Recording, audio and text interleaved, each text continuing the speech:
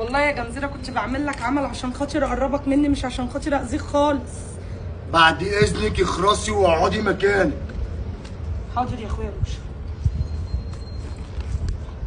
قول يا جنزيره اللي انت عايزه هعمله لك، بس يبقى في المعقول. ارجوك يا اخويا، انا مغربيه وجينا جايه هنا عايزه اشتغل اكل لقمه عيش. ارجوك روحني، عايزه اروح. روحني ارجوك. بس يا ولاد الرجاله، اخويا لوشا اللي جاي مني من نهايه النهايه. الناس ده انا اسالهم في 100,000 جنيه نصابين عادي، ظالمين بظالمين.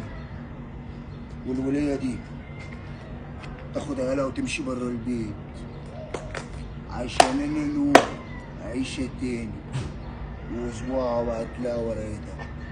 ده اللي انا عايزه، غير كده انا هقطعهم كلهم قدام.